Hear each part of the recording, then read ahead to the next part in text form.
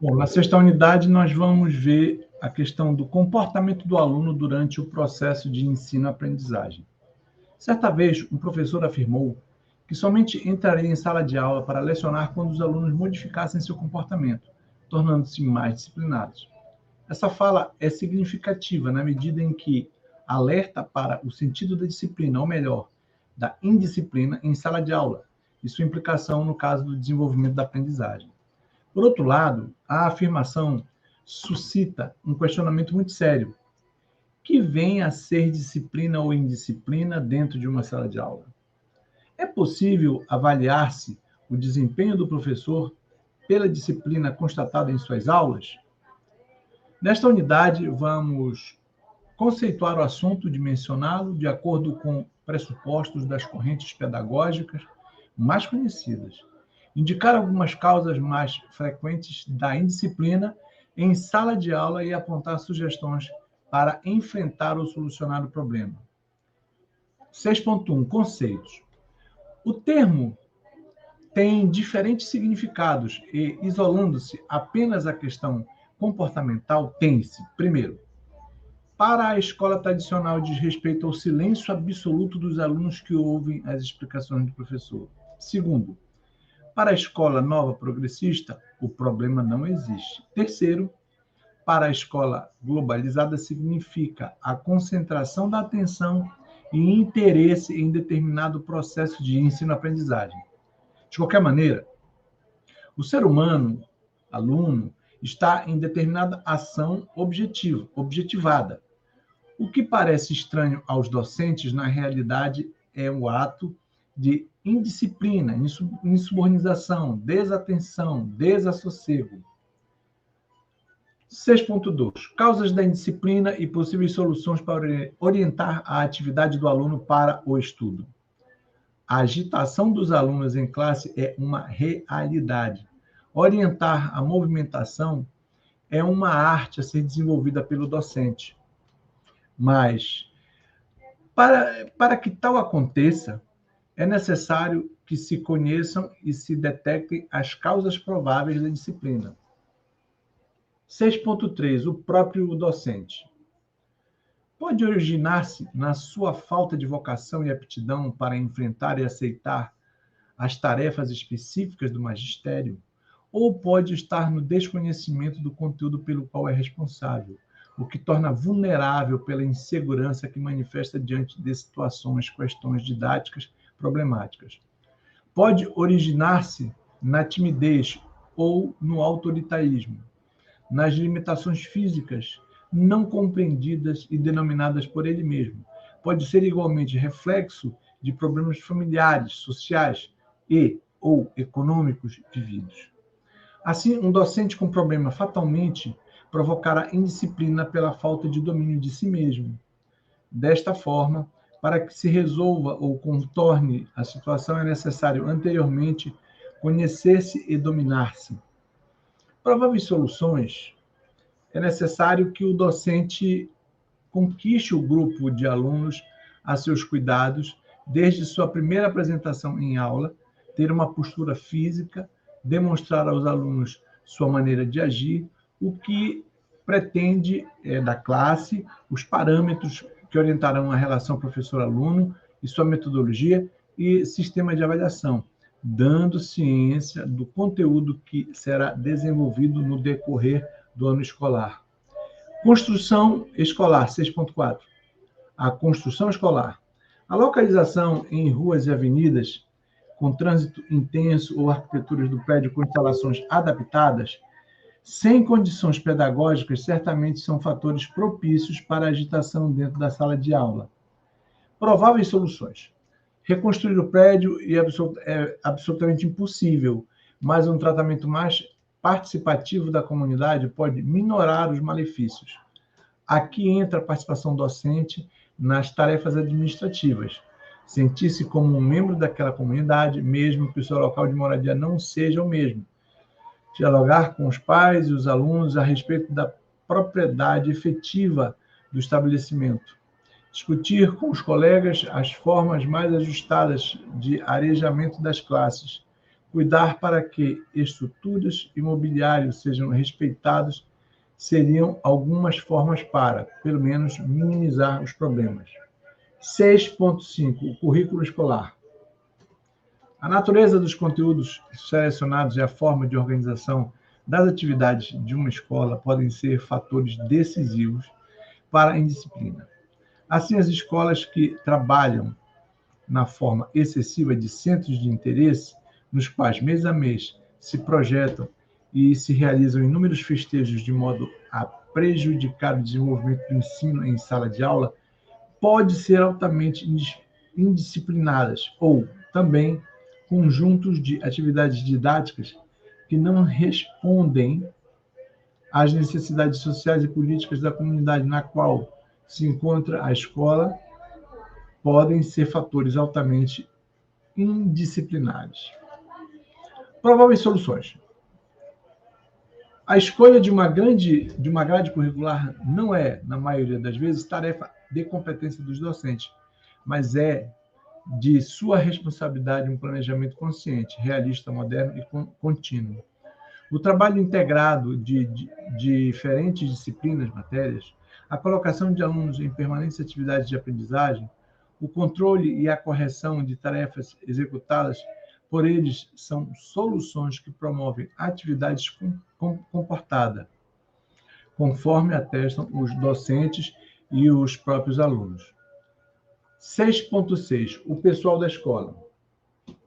A maioria dos estabelecimentos, especialmente nas redes públicas, tem suas equipes de trabalho defasadas, sobrecarregando assim os que estão em atividade. E, ao mesmo tempo, nem sempre o pessoal de apoio, secretários, servidores, inspetores de alunos, B10, guarda escolares, etc., nem sempre esses têm preparo pedagógico específico para o relacionamento com os alunos. Fato idêntico que pode acontecer com a direção e mesmo com o próprio corpo docente, a quem caberia especificadamente, o domínio da classe.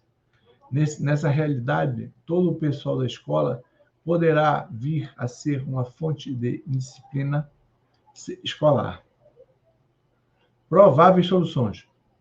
Um programa especial de discussões com especialistas abordando com todo o pessoal do estabelecimento as origens e soluções para o melhor relacionamento com o corpo discente pode ser um meio eficaz de solução para o problema.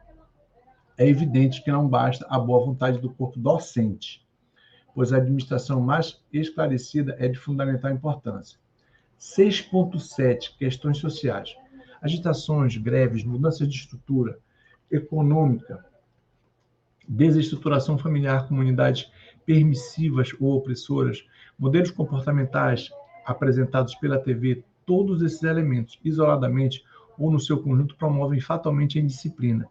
É evidente que o professor não é responsável pela maioria dessas questões e, igualmente, é evidente também ele está sofrendo esses efeitos. Prováveis soluções. Uma observação mais atenta ao conjunto das questões sociais remete à conclusão de que, em sua maioria, estão em jogo as questões políticas que envolvem a vida dos cidadãos. Aí entra a importância da educação, educador, para as soluções, que na maioria das vezes tem alcance mediato, não imediato. Imediatamente cabe ao professor a percepção clara da situação que está sendo vivenciada por todos. Meditamente, compete-lhe trabalhar no desenvolvimento do raciocínio social por meio de uma metodologia que busque as causas e consequências de atos pessoais e sociais. Exercitar a democracia na eleição, no mínimo, dos representantes do governo estudantil, dos componentes da Associação de Pais e Mestres e ou Conselho de Escola, avaliar periodicamente o comportamento desses representantes mediante seus planos de trabalho. Corrigir os rumos desses planos são medidas que, no conjunto, encaminham a verdadeira disciplina coletiva e que, evidentemente, devem ter sua origem em um projeto especial e coletivo de estabelecimento. 6.8. Responsabilidades específicas dos docentes. É mais que evidente que os que se viu... Não, 6.8. Responsabilidades específicas dos docentes. É mais que evidente que o que se viu até o presente momento não esgota as questões a respeito das prováveis soluções para o problema da indisciplina. É interessante analisar com mais cuidado as responsabilidades específicas dos docentes, com o intuito de prevenir possíveis problemas. E aí nós vamos entrar no autoconhecimento, 681. Reconhece-se como um sujeito vocacionado, isto é, verdadeiramente direcionado para o magistério, seria o primeiro passo. Com tal autoconhecimento, o docente já de antemão saberá que enfrentará problemas de todas as ordens. Entretanto, dada a sua disposição ao trabalho com alunos, tais problemas tornam-se menores ou mais suportáveis.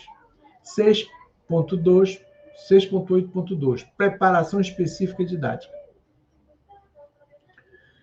Não se espera que o professor domine integralmente a arte e a ciência da educação, mas que tenha, no mínimo, de preparação e estímulo para buscar o aprofundamento permanente de seus conhecimentos e habilidades. Essas condições são imprescindíveis, notadamente na sociedade altamente tecnológica dos seus dias atuais. 6.8.3 Sensibilidade às questões emocionais. O comum das escolas é não contar com psicólogos em suas equipes de trabalho. A prática tem realmente demonstrado a importância desse profissional.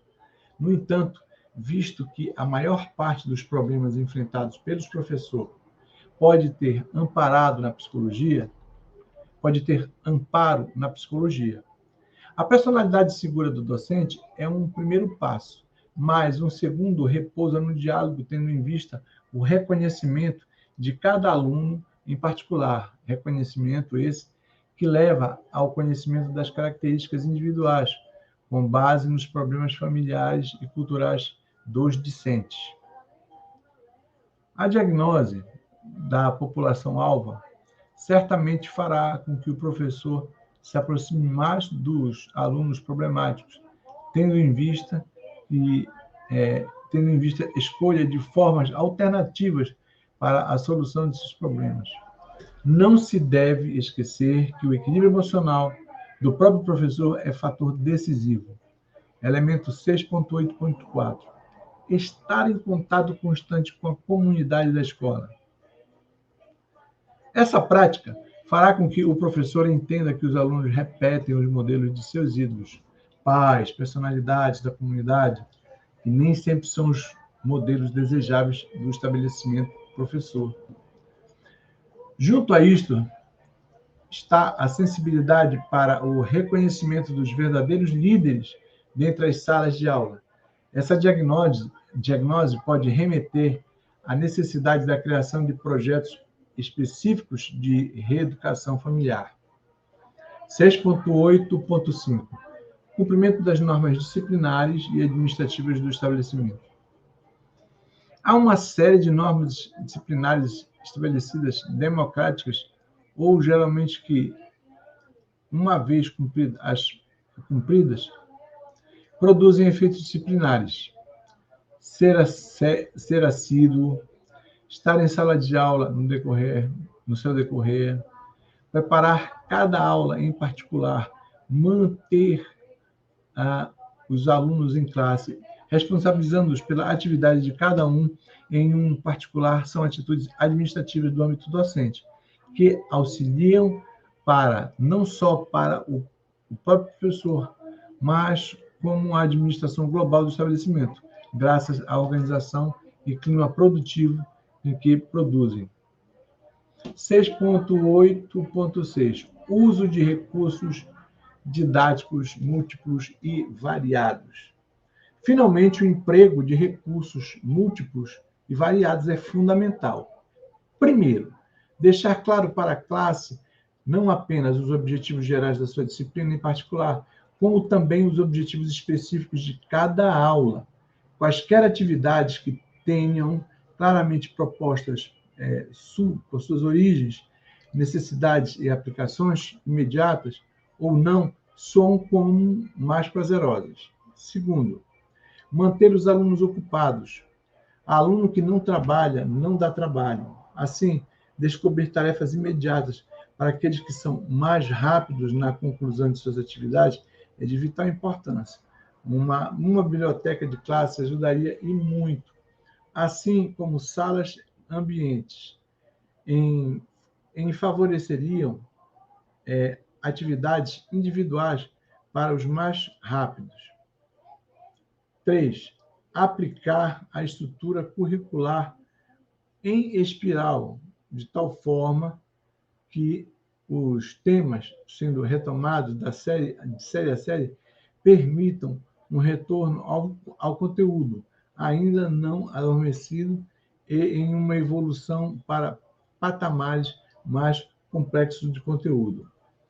E quarto, usar método de pesquisa, bibliografia de campo experimental, de tal forma que os alunos se sintam produtores de sua aprendizagem. Os defensores da escola nova, aliado aos educadores que criticam o regime ditatorial, porque passam alguns países suas unânimes e não querer abordar o assunto de disciplina, lê do engano. A verdadeira aprendizagem somente se concretiza com o aprendiz em posição de verdadeira disciplina. Essa constatação faz, em qualquer situação de vida do ser humano, veja-se, por exemplo, a atitude de concentração do jogador de futebol em uma disputa de campeonato, do artista representado em uma peça, do cientista de frente à sua bacanada experimental, do professor ao propor o conteúdo que programou e ao acompanhar as atividades dos seus alunos. Em suma, o que queremos enfatizar é que a existência da disciplina não é um ato punitivo, mas constitui uma predisposição pessoal para adquirir conhecimento, habilidade e competência. E assim nós finalizamos a sexta unidade.